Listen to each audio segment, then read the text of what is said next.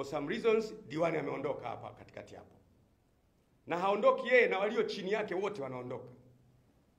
Tumekaa kidogo, akaja mwingine pale. Na wasema hawa kwa sababu hawa they are public figures. Wanachaguliwa, sio siri hawa. Akaja mwingine hapo katikati sasa, ambaye akaja na yeye, nafikiri alikuwa anaitwa Masori. Na yeye kaenda hapo katikati hapo, na yeye akaondoka na walio chini yake wote. Amekuja katikati hapo, anaitwa Alisiwa. Alisiwa naye amekaa muda kidogo, na yeye akaondoka na walio chini yake. Amekuja huyu tulionao sasa hivi, ndugu yangu, rafiki yangu Suleiman Mombo. Ndio tuko naye. Sasa unaweza kujiuliza, ndani ya miaka mitatu hao wote wanaondoka, aliye chini yake na aliye chini yake na aliye chini yake na aliye chini yake, wamekosea nini?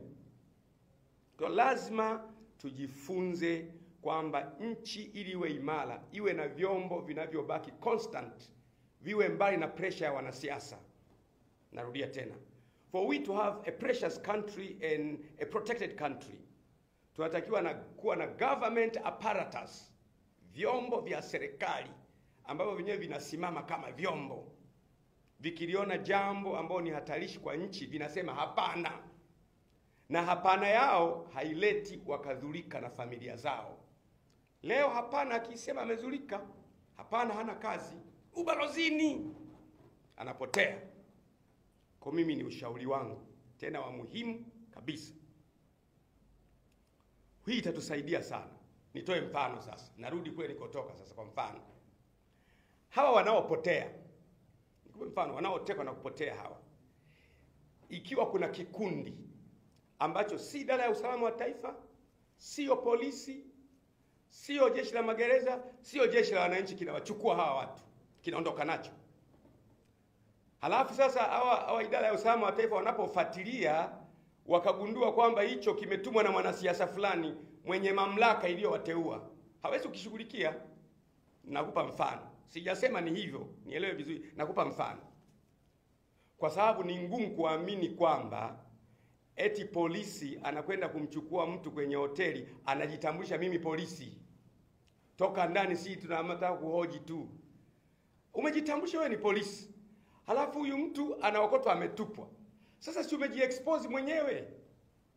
Sioni kama kuna chombo cha kweli cha Kitanzania chenye uwezo wa kumchukua mtu kikajitambulisha au kikaenda kumtupa, na kinamtupa huku kinamwambia sema asante Samia. I don't believe. Vyombo vyetu they are so competent. Vijana wa idara ya usalama ni competent, polisi wetu ni competent, jeshi la wananchi ni competent, magereza ni competent. Ila mimi nahisi navyoona kunaweza kuwa na vikundi vya watu vinavyofanya hii kazi. Na kama vikundi hivyo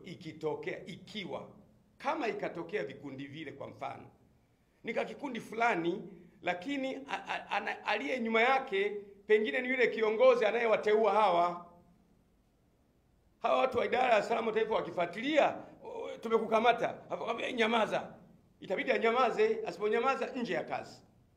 Hawa polisi wakifuatilia, wakagundua sio sisi, ni kikundi fulani, wakikataa kunyamaza, nje ya kazi. Maana yake hatutakuwa na nchi. Ni lazima hawa wakuu wa vyombo tuwalinde, ili waweze kusimamia nchi yetu sawa sawa, tuwe na future iliyojaa baraka. Na pia damu kumwagia katika nchi ni laana pia. Tunaiingiza nchi yetu kwenye laana. Nitoe mfano. Mimi natoa mifano ya kueleweka. Mfano kama huu, nikupe mfano kama huu. Na rafiki yangu, mtoto wa Mama Samia Suluhu Hassan, anaitwa Abduli. Rafiki yangu nampenda na mheshimu. He's my friend. Natoa mfano sasa. Ikatokea Abduli, mtoto wa Mama Samia, wa mwenyekiti wangu, wamekuja watu wamemchukua, wameondoka naye. Kesho kaokotwa hana macho. Unachukuliwa kwenye basi na watu wanaona, kesho unaokotwa huna macho. Sasa how would you feel? Utajisikiaje? Ikatokea mtoto wa Askofu Gwajima. Mtoto wa Askofu Gwajima, Jordan, amechukuliwa, ameondoka naye, kesho anaokotwa hana macho. Mtoto wa Majaliwa, Kassim Majaliwa, waziri mkuu, anachukuliwa, kesho anaokotwa hana macho. Anafuatwa ndani ya nyumba, kwa mfano, ni kama ilivyokuwa kwa Mdude. Amefuatwa ndani ya nyumba, watu wanavunja nyumba. Mke wake anaona mume wake anavuliwa, anapigwa si nyundo au nini. Halafu baada ya siku unaona michirizi ya damu ameondoka hivyo.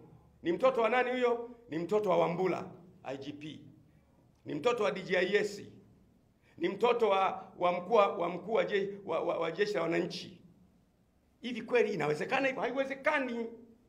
Kwa nini sasa tunaona hao wanaopotea kana kwamba ni mbuzi, ni kondoo? Lazima tufike wakati, mimi naamini si vyombo vya dola vinavyofanya haya, kwa sababu vyombo vya dola they are competent enough kufanya mambo bila kuacha trace. Chombo cha dola kinajitambulisha kwenye hoteli ya kimataifa kama Serena, sisi ni polisi toka ndani. Halafu huyu mtu amekuja kuokotwa kesho. Huyu dada wa Kiganda huyu Agata Atuhaire anasema, nimeona kwenye YouTube, hata amevuliwa nguo zote, halafu anapigwa sehemu za siri na watu waliojitambulisha kama vyombo vya dola. Hiki kitu ni aibu kwa nchi. Hatuwezi kuwa na watalii siku zijazo, hoteli zetu haziwezi kuaminiwa, mahusiano yetu yanaharibika. Mimi siwezi kukaa kimya. Wale mnaokaa kimya kaeni, but I can't take it. Siwezi mimi kukaa kimya. Tanzania ni yetu sisi sote. Tanzania kwanza, anything else